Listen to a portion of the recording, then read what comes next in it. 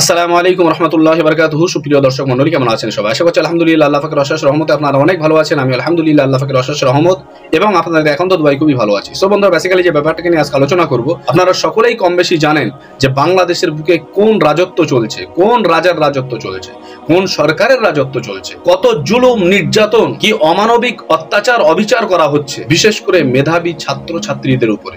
আজকে দেখতে দেখতে দেখা যাচ্ছে প্রায় হাজারেরও অধিক ছাত্র ছাত্রী শহীদ হয়ে চলে গেলে। আজকে আমি এই ভারতবর্ষের পশ্চিম বাংলার জমিন থেকে আমার এই ক্ষুদ্র চ্যানেলের মাঝখান দিয়ে ওই জালিম সরকার অর্থাৎ শেখ হাসিনাকে চরমভাবে ধিক্কার জানাচ্ছি।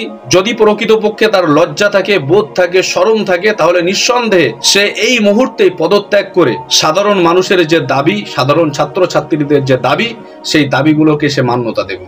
আজকে হয়তো আমার এই ভিডিওটা করতে অনেকটাই লেট হয়ে গেছে, কিন্তু তার জন্য অত্যন্ত দুঃখিত, আন্তরিকভাবে দুঃখিত।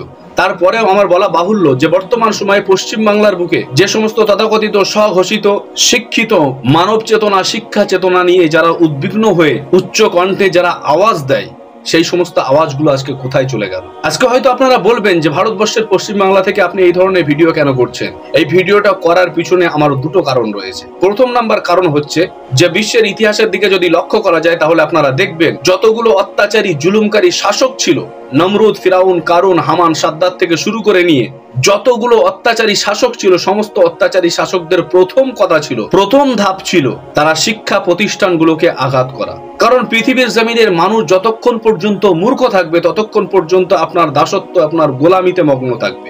কিন্তু যখন মানুষ শিক্ষা অর্জন করবে, শিক্ষার মান, শিক্ষার মর্যাদা সম্পর্কে যখন সে জ্ঞান লাভ করবে, তখন সে আপনাকে প্রত্যেকটা কথায় প্রশ্ন করবে। তাই বাংলাদেশের জালিম সরকার চিন্তা ভাবনা করে নিয়েছে যে আমার দেশের সাধারণ জনগণেরা অধিকাংশ তো প্রবাসে গিয়ে কাজ বাস করে খাচ্ছে, কিন্তু এ দেশে যারা রয়েছে তারা তো শিক্ষার মান মর্যাদা সম্পর্কে সচেতন হচ্ছে। তো তাদের মেরুদণ্ডকে ভেঙে দিতে হবে, তা না হলে মানুষ আমার গোলামি করবে না। এই চিন্তা ভাবনা করে আজকে ছাত্রছাত্রী, নিরীহ ছাত্র ছাত্রীদের উপরে এই জুলুমের স্টিম রোলার চালাচ্ছে। দুই নাম্বার কারণ আমার এই ভিডিওটা বানানোর, সেটা হলো বাংলাদেশের এই ভয়ঙ্কর পরিস্থিতি থেকে আমাদেরকে শিক্ষা লাভ করতে হবে। আজকে বর্তমান সময়ে আমরা দেখতে পেয়েছি বিভিন্ন জায়গায় বিভিন্ন পদক্ষেপে যে সমস্ত শিক্ষার্থীরা ছিলেন, এসএসসি, এসএলএসটি থেকে শুরু করে নিয়ে যারা ন্যায্য অধিকারের দাবি করে যারা অনশন করছিলেন, তাদেরকে অনেক সময় অনেক ক্ষেত্রে দেখেছি তাদেরকে পুলিশে তুলে নিয়ে যাচ্ছে। কিন্তু যে সমস্ত মানুষেরা অযোগ্য রয়েছে, তারা বিগত বেশ কয়েক বছর ধরে চাকরি করেছে। আজকে এখান থেকে আমরা শিক্ষা নেব যে আমরা যদি শিক্ষা সম্পর্কে, জ্ঞান সম্পর্কে যদি সচেতন না থাকি, এবং সাথে সাথে আমাদেরকে মাথায় রাখতে হবে কোনোদিন কোনো সময়ের জন্য আপনার অধিকার আদর করে, যত্ন করে, ভালোবেসে পাওয়া যায় না। অধিকার কিন্তু সবাইকে ছিনিয়ে নিতে হয়। তো সবশেষে আবারও বলছি, বাংলাদেশের যে সমস্ত কৃতি সন্তানগুলো যারা শহীদ হয়েছেন, তাদের প্রতি আন্তরিক দোয়া থাকলো এবং সাথে সাথে তাদের পরিবারের প্রতি আন্তরিকভাবে সমবেদনা থাকলো। এবং বর্তমান সময়ের বাংলাদেশের এই সরকার, জালিম সরকারের প্রতি তীব্র নিন্দা এবং ধিক্কার জানিয়ে আজকের ভিডিওটা শেষ করছি।